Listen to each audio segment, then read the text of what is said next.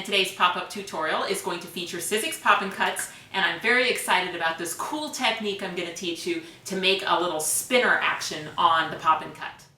The base A2 card kit with circle label is going to be the perfect base for this technique. So I'll just go ahead and cut it in the usual fashion, and I'll also just fold it in the usual fashion. It's just 4 simple folds. I usually like to do the long fold first, then pinch it wherever the image is, and then just fold the card forward.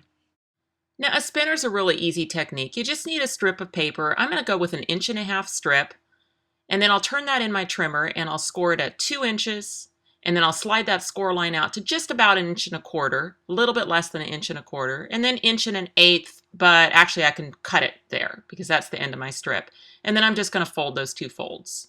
Now, the thing that's going to make this spin is I'm going to fold down a corner. So on that interior fold, I'm going to fold down a pretty large corner, and then I'll just open it up and reverse the folds so that that little corner is actually folding into the piece towards the inside. Now I'll attach that to my card with some adhesive on that little short panel. I'll line it up to that interior fold, and then I just need to attach the top section underneath the pop-up, so I can do that by folding the card flat. To make the platform that spins, you just need a square of like a transparency, something that can bend, and then you cut a slit up the middle. And then what I want to do is attach to the right-hand side, I want to attach half of that square. And then what happens is that's going to spin. Then I can add a much larger square of transparency over the whole thing. And now I have a platform that spins. Now, my friend Dan asked if I could make a car turn into a convertible. So that's what I'm going to do for this card. And this jalopy is pretty large, so I'm going to go ahead and score the front half so that it can be actually glued in on the left-hand side of the card on the fold. But before I do that, I do need to take off the top of the car, what I want to be the pop top on the convertible. Now I can use a strong adhesive behind that front half of the car and go ahead and get that in the card. But I do not want to glue down the rest of my car because my spinner has to move behind it.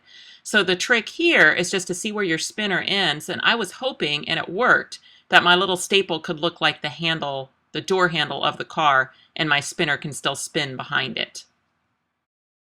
I want to make a clear card, so I'm going to take most of that left half of the card and actually fold it back. And that way I can see half of my car in the closed position to be able to add my roof now on the spinner, and I can test that out. Now, rather than cut that off, I can actually just use some tape runner, avoiding my pop-up area, and then use that little folded area as part of my backing card. And then a little title on the leftover part of the spinner, that'll be fun because then that'll spin as well. Now, because my surfboard is sticking up a little higher than the card, I'm going to go ahead and increase the size to an A7.